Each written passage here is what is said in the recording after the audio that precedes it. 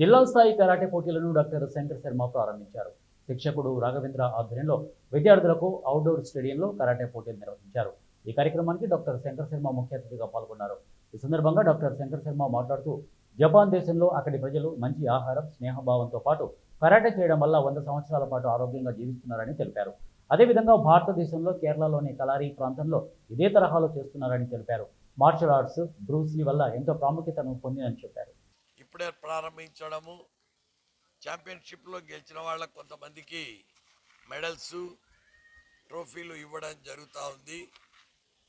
అసలు కరాటే అనేది empty hand అని మీనింగ్ కరాటే. యాక్చువల్గా జపాన్లో ఒకినావా అనే ప్రదేశం ఉంది, ఐలాండ్ ఉంది. అక్కడ ప్రజలు మోర్ దెన్ 100 ఇయర్స్ ఈజీగా జీవిస్తున్నారు. అంటే majority of the population more than 100 years but హెల్తీగా ఉన్నారు. దానికి కారణం వాళ్ళు ఆర్గానిక్గా పండించుకునే ఫుడ్ తినడం ఒకటి.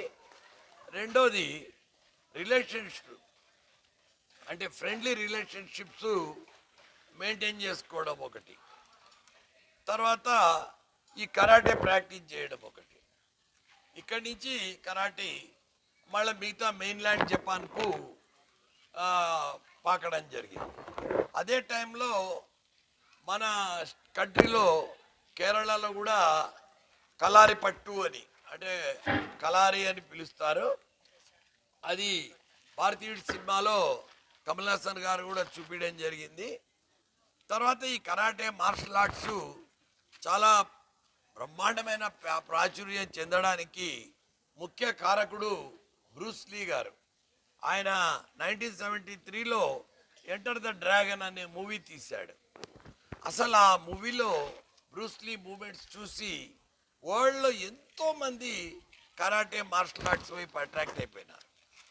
యాక్చువల్గా కరాటే మార్షల్ ఆర్ట్స్ ప్రాక్టీస్ చేయడం వలన దాంట్లో ధ్యానం ఉంది, ఏకాగ్రత ఉంది, బ్రీదింగ్ ఉంది, అండ్ ఫిజికల్ బాడీ ఇంప్రూవ్ అవుతుంది, మెంటల్ స్టామినా పెరుగుతుంది, మెంటల్ ఎజిలిటీ.